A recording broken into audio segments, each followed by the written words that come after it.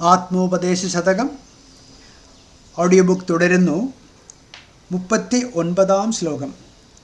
അരുളിയ ശക്തികളെ തുടർന്ന് രണ്ടാം പിരിവിവയിൽ സമതൻ വിശേഷമേകം വിരതിവരാ വിഷമാവിശേഷമൊന്നിത്തരമിവ രണ്ടു തരത്തിലായിടുന്നു. അരുളിയ ശക്തികളെ തുടർന്ന് രണ്ടാം പിരിവിവയിൽ സമതൻ വിശേഷമേകം വിരതിവരാ വിഷമാവിശേഷമൊന്നിത്തരം ഇവ രണ്ടു തരത്തിലായിടുന്നു.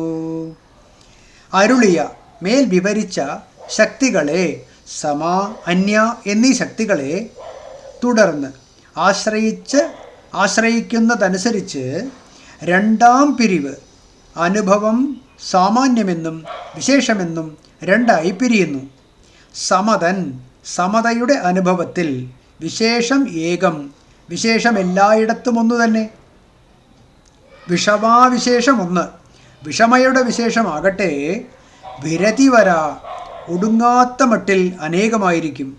ഇത്തരം ഇങ്ങനെ ഇവ ഈ സമയം അന്യയും രണ്ടു തരത്തിലായിടുന്നു, രണ്ടു തരം അനുഭവങ്ങളെ ഉളവാക്കുന്നു. വിരതിവരാ വിഷമാവിശേഷമൊന്നിത്തരമിവ രണ്ടു തരത്തിലായിടുന്നു, ഇവ രണ്ടു തരത്തിലായിടുന്നു.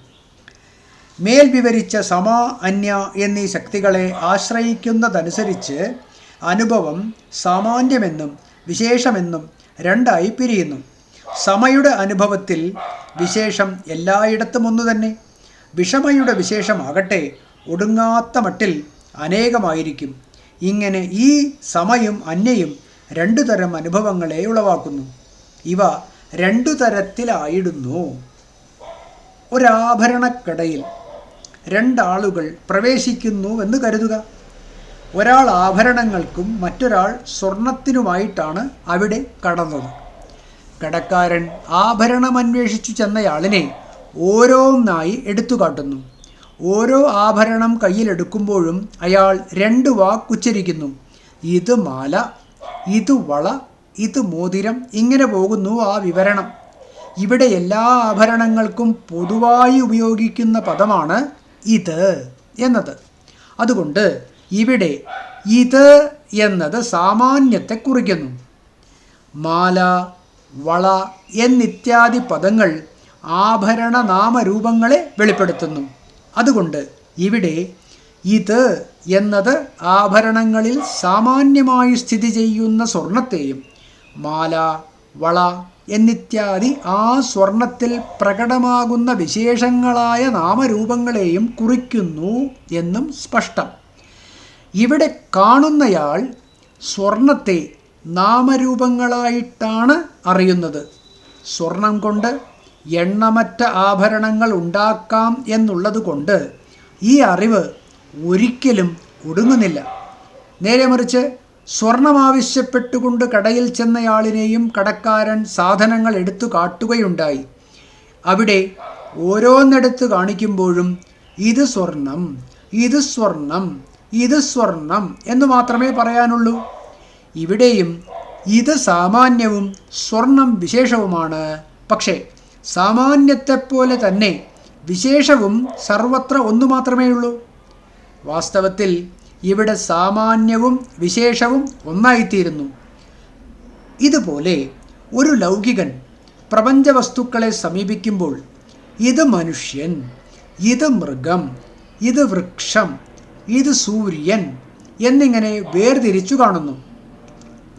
ഇവയിലെ സാമാന്യമായ ഇത് എല്ലാറ്റിൻ്റെയും കാരണമായ ബ്രഹ്മത്തെ കുറിക്കുന്നു. മനുഷ്യൻ, മൃഗം തുടങ്ങിയവ അതിൽ തൽക്കാലം ആവിർഭവിച്ചിരിക്കുന്ന നാമരൂപങ്ങളെയും. ഈ തരത്തിലുള്ള അറിവിന് ഒരിക്കലും അവസാനമില്ല. കാരണം അനന്തനാമരൂപങ്ങളാണ് പ്രപഞ്ചത്തിൽ പ്രതിഭാസിക്കുന്നത്. അതുകൊണ്ട് നാമരൂപങ്ങളെ ആസ്പദമാക്കിയുള്ള അറിവിൽ വിശേഷങ്ങൾ അവസാനിക്കുന്നില്ല. ഇത് അന്യയുടെ അഥവാ അവിദ്യയുടെ വിലാസമാണ്. നേരെ മറിച്ച് ഏതു പദാർത്ഥം കണ്ടാലും ഒരു സത്യദർശി ഇത് ബ്രഹ്മം, ഇത് ബ്രഹ്മം, ഇത് ബ്രഹ്മം എന്നാണ് മനസ്സിലാക്കുന്നത്. ഇവിടെ സാമാന്യവും വിശേഷവും ഏകീഭവിക്കുന്നു. ഇത് സമയുടെ അഥവാ വിദ്യയുടെ വിലാസമാകുന്നു. ഇവിടെ അറിവ് ഭിന്നത അവസാനിപ്പിച്ച് അഖണ്ഡാനുഭൂതിയിലേക്ക് നയിക്കുന്നു. ഈ വിധമാണ് സമയുടെയും അന്യയുടെയും രണ്ടു തരത്തിലുള്ള അനുഭവം. ഈ ലോകത്ത് ഏതു വസ്തുവിനെക്കുറിച്ചും രണ്ടറിവേ സാധ്യമാവൂ. ഒന്ന് യഥാർത്ഥ ജ്ഞാനം, മറ്റൊന്ന് ഭ്രമജ്ഞാനം. വസ്തുവിൻ്റെ ശുദ്ധവും പൂർണ്ണവുമായ സ്വരൂപത്തെക്കുറിച്ചുള്ള അറിവാണ് യഥാർത്ഥ ജ്ഞാനം. വസ്തുവിനെക്കുറിച്ച് തെറ്റിദ്ധരിക്കപ്പെട്ടതും അപൂർണവുമായ എല്ലാ അറിവുകളും ഭ്രമജ്ഞാനങ്ങളാണ്. യഥാർത്ഥ ജ്ഞാനത്തോടെ ഭ്രമജ്ഞാനം മാഞ്ഞു മറഞ്ഞു പോകും. സമ യഥാർത്ഥ ജ്ഞാനത്തെയും അന്യ ഭ്രമജ്ഞാനത്തെയും ലക്ഷ്യമാക്കുന്നു. യഥാർത്ഥ ജ്ഞാനം കൈവരുന്നതുവരെ രണ്ടും ഭ്രമം തന്നെയാണ്. എന്തായാലും ഈ രണ്ടു ശക്തികളിൽ എല്ലാ അറിവുകളും ഒതുങ്ങുന്നു എന്നാണ് അടുത്ത പദ്യം വിവരിക്കുന്നത്. Audio book തുടരുന്നതാണ്.